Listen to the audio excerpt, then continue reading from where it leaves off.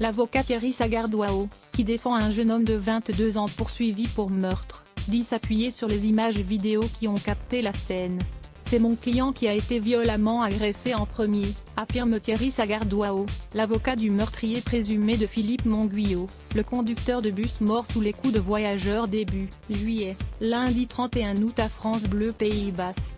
La réalité n'est pas ce qui se dit sur la place publique, ajoute-t-il, alors que son client, un jeune homme de 22 ans, doit être entendu pour la première fois sur le fond de l'affaire par la juge d'instruction de Bayonne mardi 1er septembre.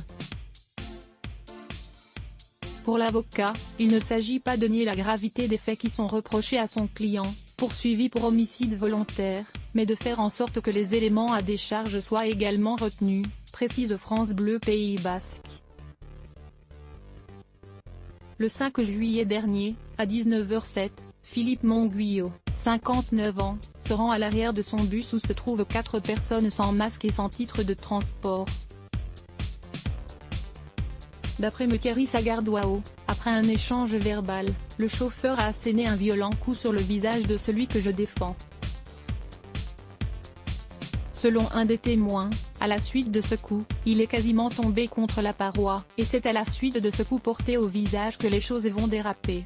À l'extérieur du bus, le suspect va alors s'acharner sur le père de famille, avec un complice également poursuivi pour meurtre.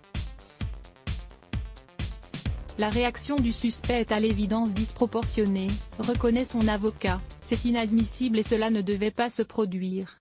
Les 2 autres voyageurs ont, quant à eux, été mis en examen pour non-assistance à personne en danger. Philippe Monguillot est mort le 10 juillet, après 5 jours de coma. Le 8 juillet, une marche blanche avait réuni plus de 6000 personnes à Bayonne, à lire aussi sujet associé les blocs ADS. Why?